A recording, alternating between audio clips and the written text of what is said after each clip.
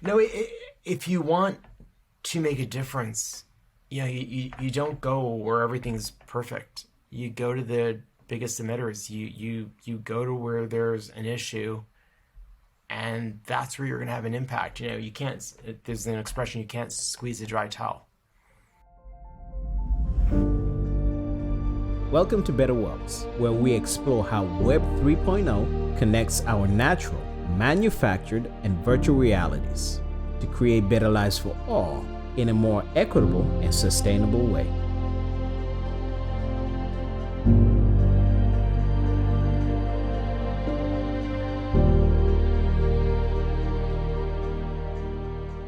Welcome to Better Worlds with another episode on Carbonomics. Today with Neil Cohn, blockchain and sustainability finance executive, and also the founder of CodeGreen, a non-for-profit. Welcome, Neil. Thank you.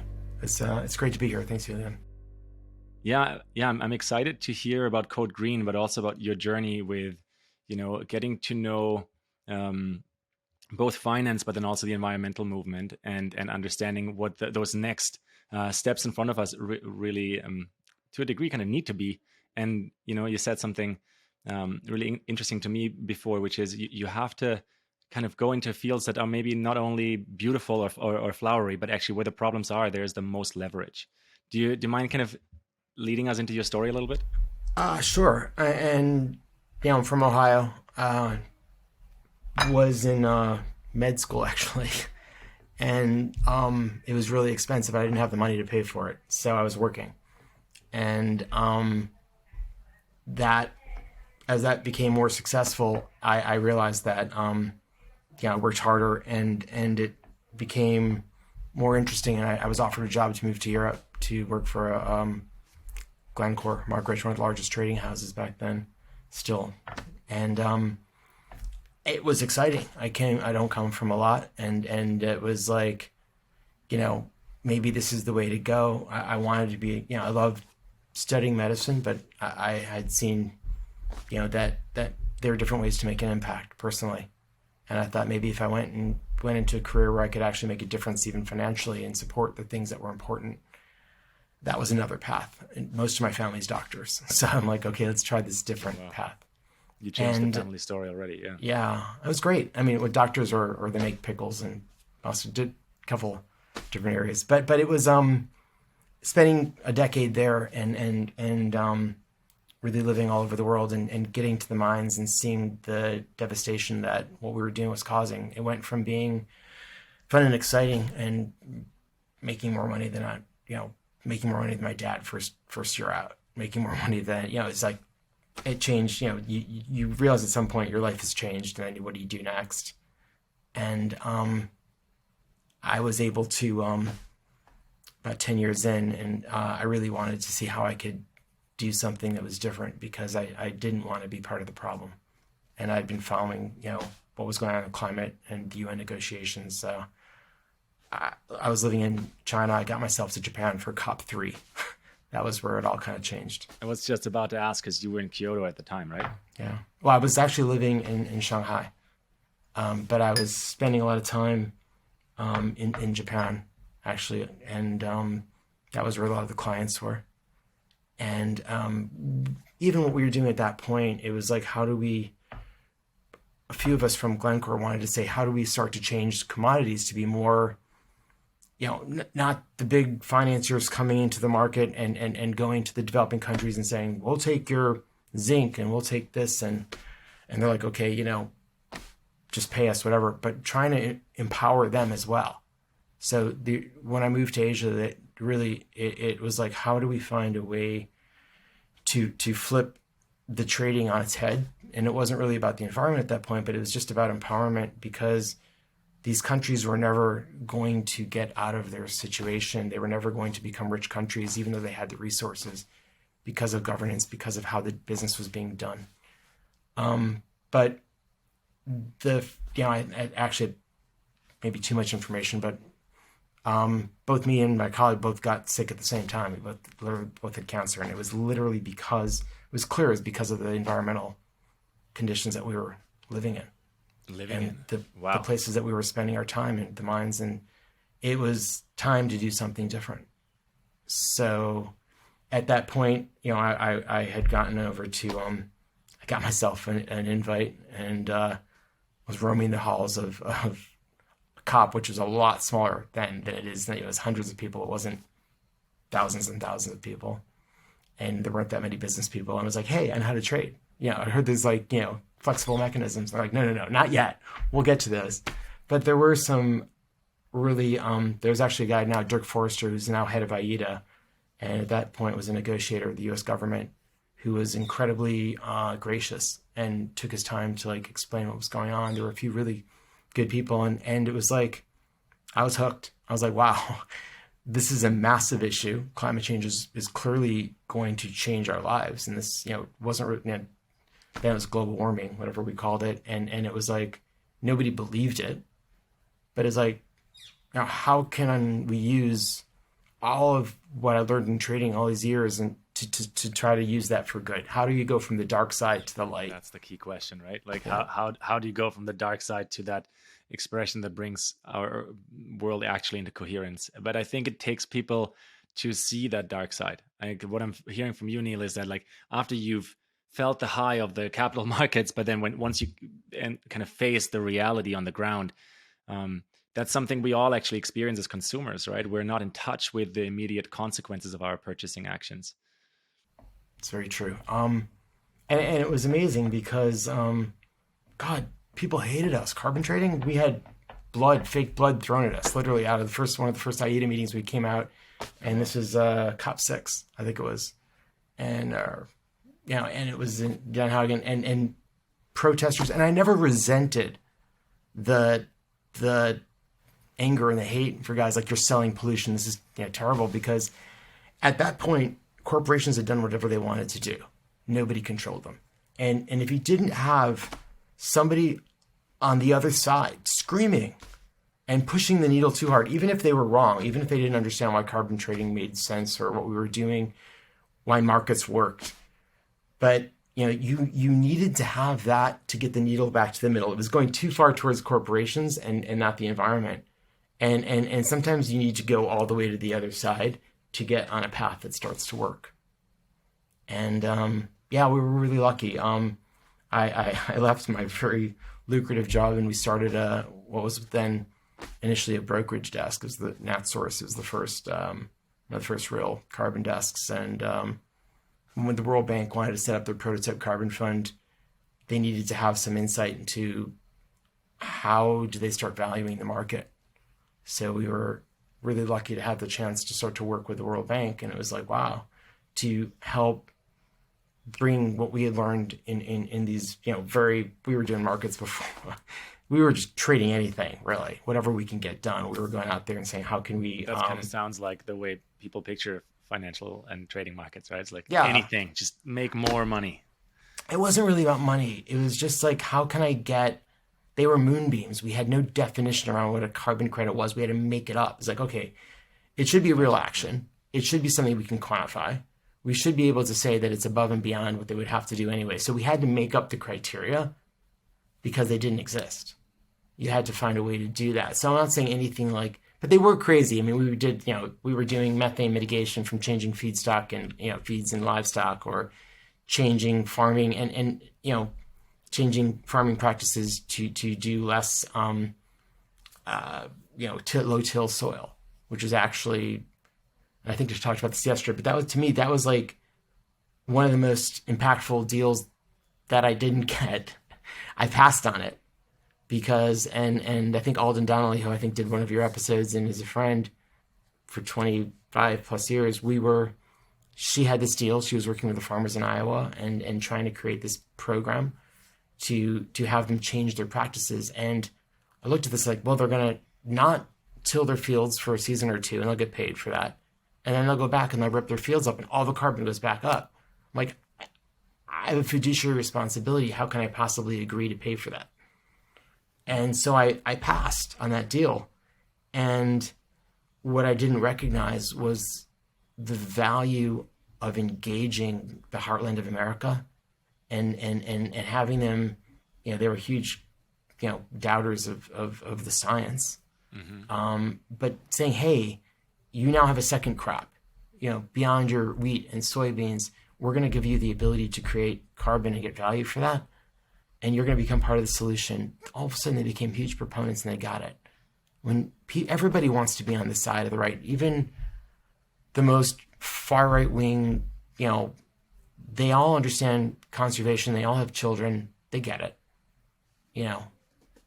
I mean, politics have gotten a little skewed in some of these, we're seeing it in the UK now. We had it in the US, but ultimately we're all human and we all know that we have to survive.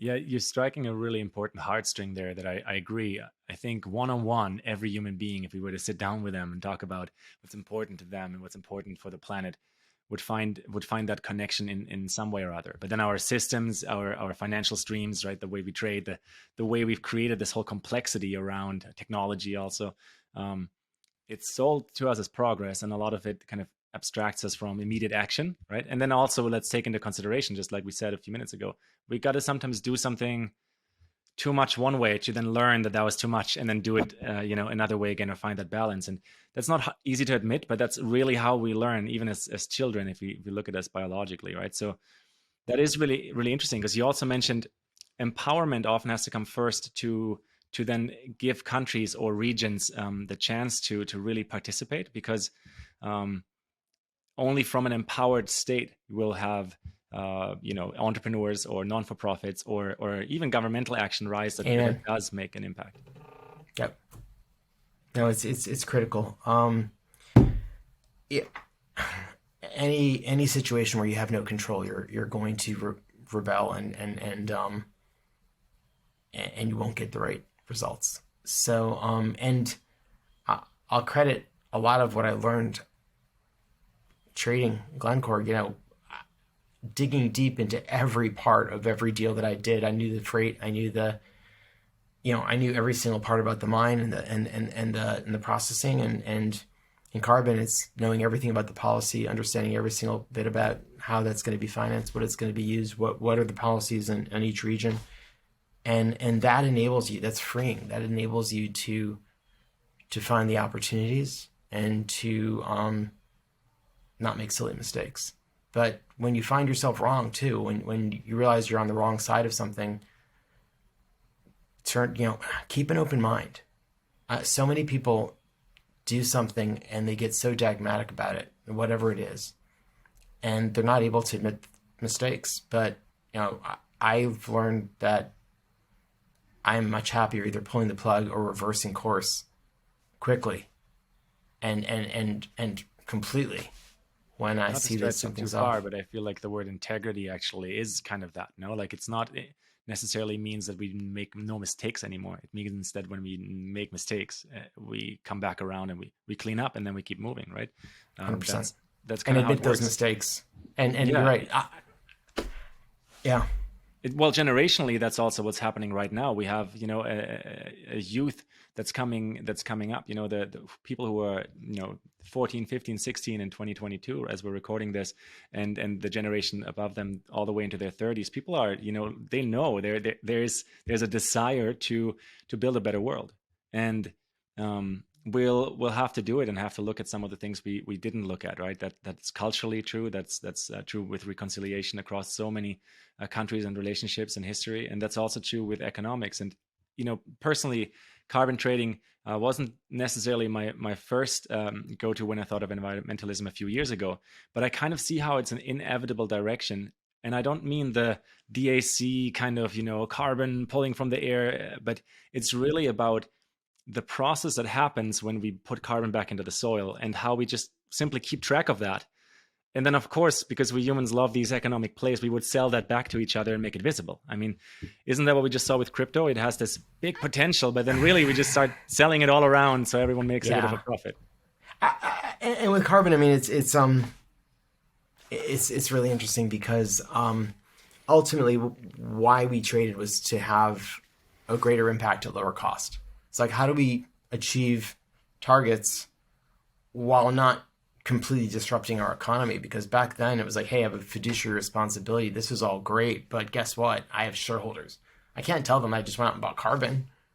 That doesn't make any, even utilities that were massive emitters were saying, well, unless I could pass on the cost of this carbon to ratepayers. I can't possibly buy carbon and offset my emissions because of the fiduciary responsibility. I mean, now we've seen that flipped on its head, and thank God. But that took decades. It is interesting though, because I think we all do this. And crypto, unfortunately, people look at that as a religion too. And people that, I've seen this too much in that. I was a real big crypto skeptic for a long time. And,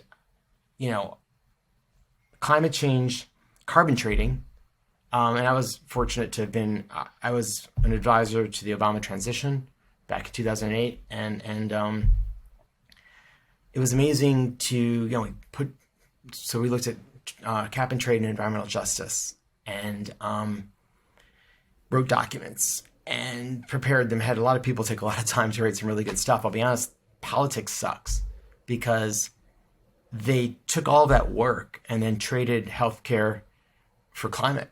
And they passed, Waxman Markey with big climate bill died because they didn't have the votes anymore. And they traded those votes to get the ACE, to get the Healthcare Act done because that was Obama's priority. Can't blame him. But it was frustrating because not only did they kill all of the work we had done, but they actually had taken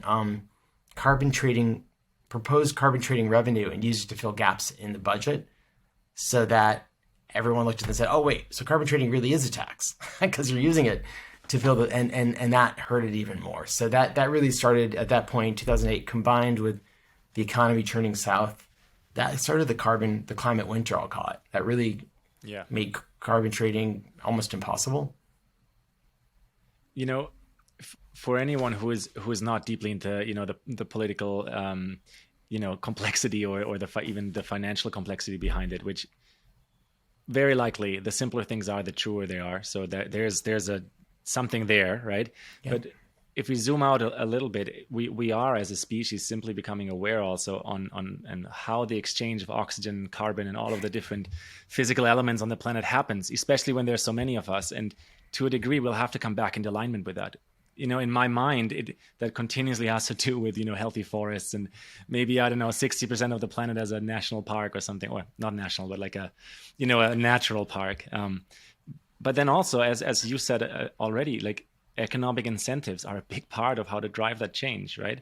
And we briefly touched on this, but you've talked before, I've heard you speak before about like where there is wasting or wastefulness, right? When we go into those disasters and use them for good, that's where we actually have the most leverage. And let's think of it. There's a lot of wastefulness that this modern culture still creates all over the place. Tremendous. And there's so many, when you can find those opportunities, and typically when there's waste, the parties that are involved are usually obfuscating and hiding that waste because it's there for whatever reason, because maybe it's just too difficult to go back and to get the slash out of the forest, or maybe it's just too difficult to capture that gas, and it's easier to admit that we were wrong, do something different, as you said earlier. Yeah, right. It is a difficult process, right? Even as an individual, it takes a healthy community to reflect that and be like, you know what, big deal, but no big deal. Let's keep moving. Thanks for going there, right? And yeah. I want to get into that. There's one thing I did want to bring up because it's kind of fun. We were talking about this, about health and healthy forests, and there's some amazing studies about carbon dioxide concentrations and health as well. And at the concentrations we're currently seeing in CO2, it's starting to affect human brain power, our ability to think straight and to produce. And you see that, we would always talk about that in indoor environments, right? Now it's actually something where we're going to start to consider that climate change is going to actually have a huge impact on our ability to perform as humans. Mm-hmm. We're going to have, unfortunately, less intelligent people or they will be carrying oxygen around. I'd rather live in a forest too. I mean, we're seeing this earlier. You brought it up with, burnout and disease that come from a certain lifestyle as well, right? Like that's another part of the same equation, really. It's the environment we live in triggers our epigenetics to do what then impacts our performance as humans. And then when you're at that place, leading from the heart and leading from that coherence that has a relationship with nature is almost impossible. Yeah. Well, I want to, not to jump out of the blue, but I want to move towards CodeGreen, because I feel like this is where a lot of that energy and that understanding and that learning, Neil, that you've clearly made, and thank you for sharing that, because it does take courage to share about those parts of history that maybe at the time were exciting and glamorous, but then at the same time, like, we collectively hold so much judgment against as well. So let's transform those stories. And with CodeGreen, there is a non-for-profit real estate play in front of you. Those are not usually terms you hear together either. Well, there's a lot. And I'll be honest, having some success in the past enables us to take these decisions. And I don't blame others that have other economic reasons for doing what they do. I do see more and more millennials do value what they're doing more. They don't just want to do a job and not understand where it's going. And that's phenomenal. So my partners are actually two millennials that are amazing, MIT PhDs, that we work together to create. And so, as I was saying, we had this climate winter, and then it was clear that we were coming back. And I realized now we have all this technology. Now we have, first I was focused on geospatial and AI and Internet of Things. And how do we start to go beyond what Carbon 1.0 and even was of these massive mega projects, because that was all we could afford to validate and to verify an issue from, or these huge parties trading with each other where all the stakeholders didn't benefit at all, just the big governments and the massive companies.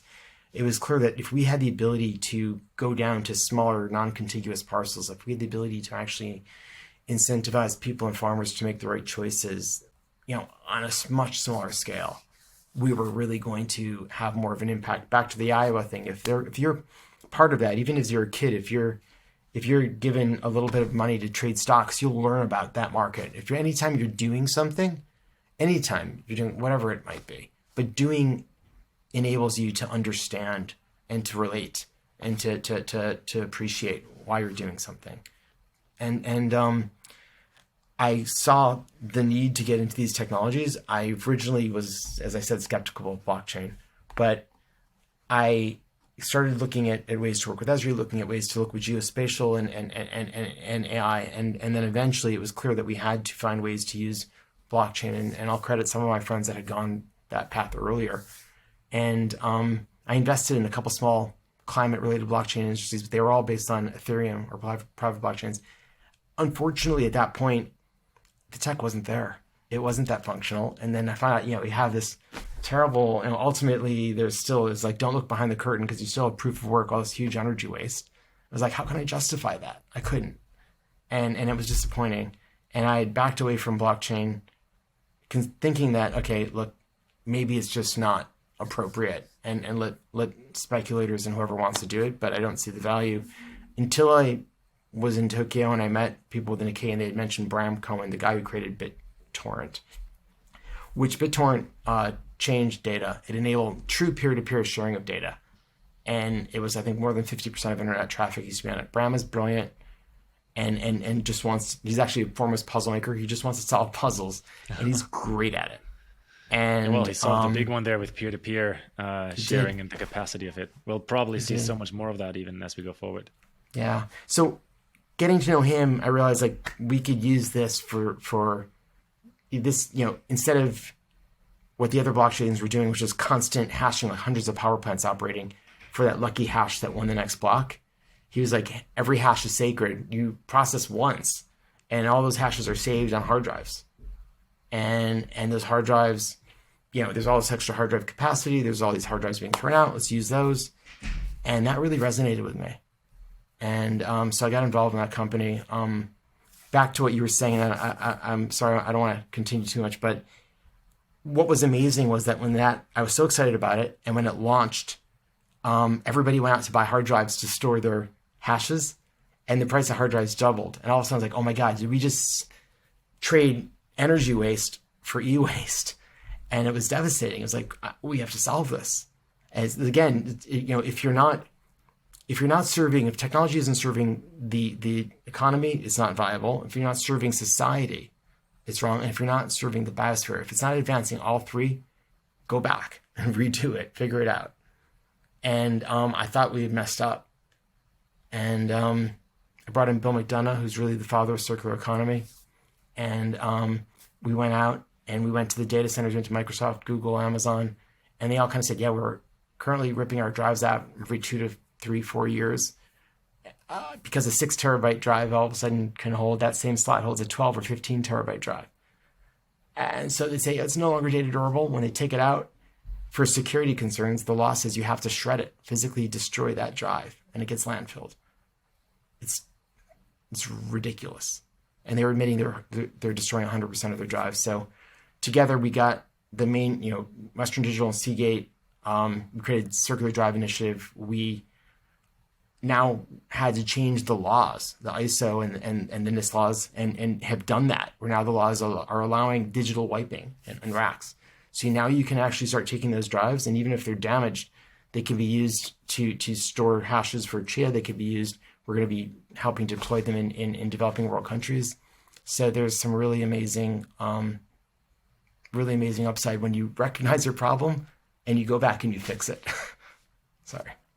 Yeah, no, that is actually really exciting, and I'm so glad you're passionate about it, because that is in front of us with so many topics on the planet. Actually, I mean, we used the word wastefulness in this episode before. If you look at the term or the terminology trash or garbage, many of us have understood that doesn't even ever exist. So it is a nonsensical kind of experience we're making with ourselves there, and we do need to.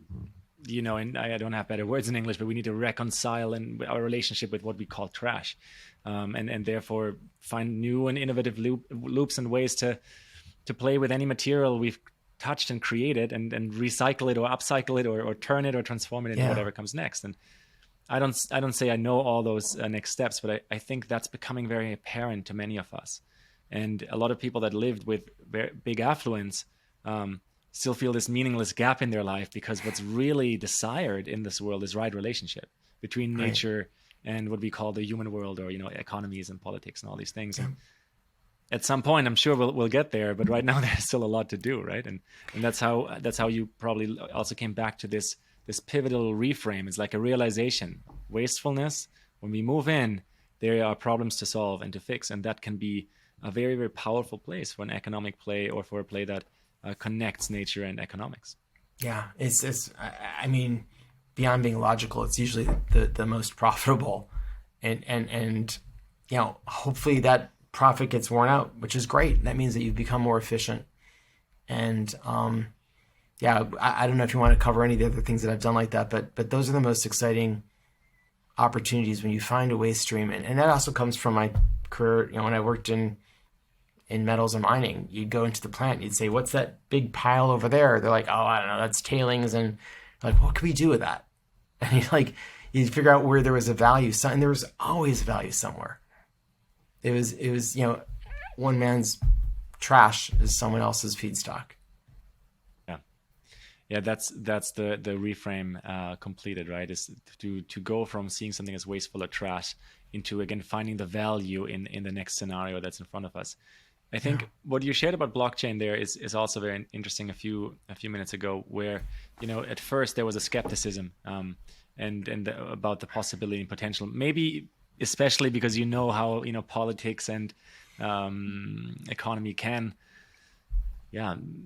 strong words like bastardize anything, really, right? Corrupt it. They take it over. Corrupt it, that's the word. Yeah, corrupt it and take it over. But then at the same time, I think skepticism is also very healthy at this time in our experience, because even for those that have read Don Miguel Ruiz, The Four Agreements, there's recently a fifth book that came out. That's the 5 agreements, and number 5 is be skeptical, right? Because we should also not just take any message or propaganda for whatever it is right away, because everything is someone propagating something ultimately. And so doing our due diligence and looking at things longer is important. That's how I continue to come back to Carbonomics as a topic where, again, like, not the biggest fan of the idea that we have factories and direct air capture standing around. That seems very inefficient too. But a big fan of understanding the natural world and the technology that is a tree that is around and living longer than I will in a regular human lifespan, or even if we get older in the future. Like, trees are still around, generally speaking, much longer than us. So there's a purpose that is inherent in nature, and picking that up this is from my mind, but maybe that is a mirror that we'll see with the blockchain as well, that it mirrors the capacities of trading and sharing. Like the ecology around us is actually already doing, right? The mycelium and the minerals and nutrients in a forest would be one of those examples. Yeah, absolutely. No, I mean, it's so, yes. So blockchain has descended upon climate and carbon trading. And I was looking at it for years, and all of a sudden, and being very careful because I didn't want to get it wrong. And then, obviously parties come in and go, oh, wait, we have this great technology, but we don't really have a use case. Climate, carbon, that is it. And everybody seems to have gotten that realization at once. And it's funny because it happened after I was already building with the World Bank, building the climate warehouse, but everybody wanted to be there. But it was leveraging climate to create crypto value, not leveraging blockchain to create climate value. They had it backwards. And then, to your casual observer or somebody who doesn't want to see it, they're like, this is awesome. Let's get all the carbon on chain because that is the solution. Carbon on chain is still carbon. There's some efficiencies and benefits, but ultimately there's a lot of problems that have to be solved before that really makes a big difference. What we need are genuine solutions that enable stakeholders to create real value, to really change the game, to get more money spent. We've spent so much time the last couple of years fighting over the tech, not actually deploying the capital into real projects. And one thing about Carbon 1.0 was the fight was like, who can get more landfills because we're going to stop the gas? Who can get more of this? At least we were deploying projects. Right now, and part of it is because there has been so much money that has come into blockchain that it's become this massive competition to, and it becomes like a religion where even if you might have gotten it wrong, you don't admit that you're wrong. And my problem is that I do admit when I'm wrong.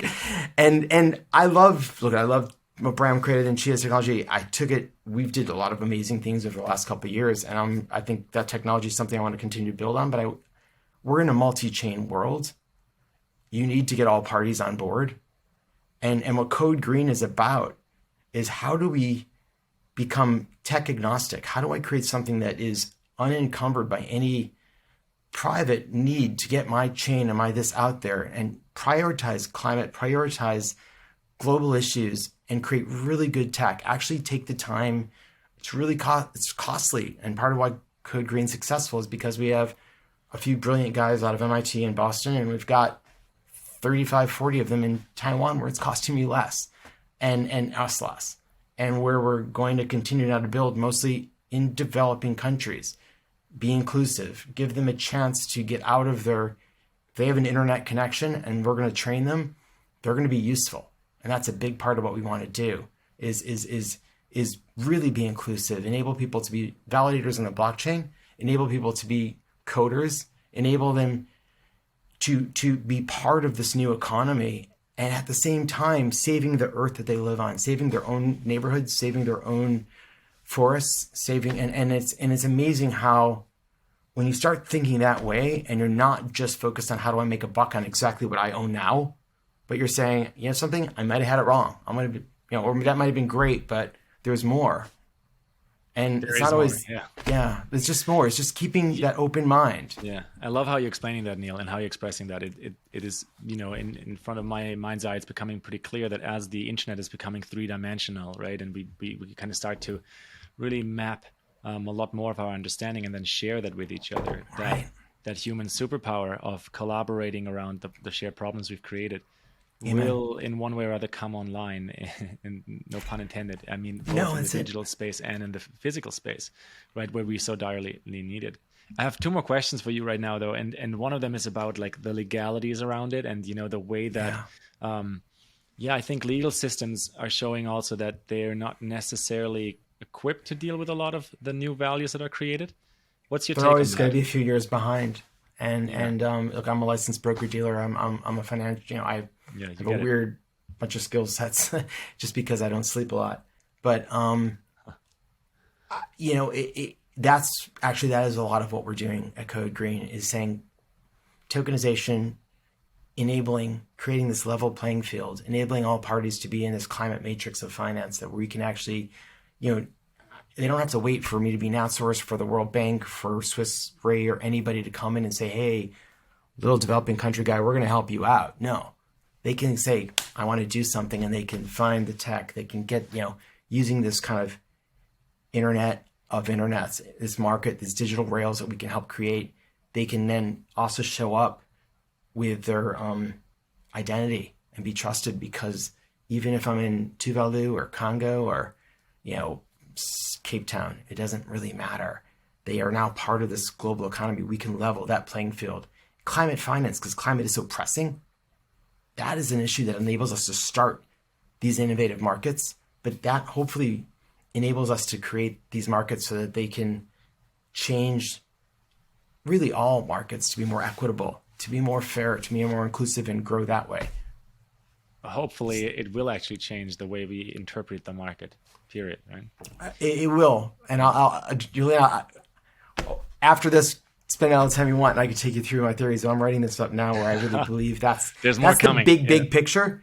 But right now, we just need to code these solutions that are being honest, that are really, and not motivated by anything besides, let's solve these puzzles in a way that doesn't just get me rich, and maybe doesn't get me rich, but solves the world's problems now. Well, exchange of currency will be part of it, and maybe that can we have new relationships to that as we reinvent economics entirely as well. But what you're mentioning there is quite interesting, because as we are more empowered, or as we face these problems we have with integrity, as we said before, from an empowered state, then sometimes it can be as simple to say, well, we just didn't really know better before. Now that we're seeing it, now that we have this in front of us, now that we have this, also traceable blockchain technology connected to a three-dimensional internet. For me, I love the idea of a three-dimensional internet, mostly because I don't want to look into my phone for forever.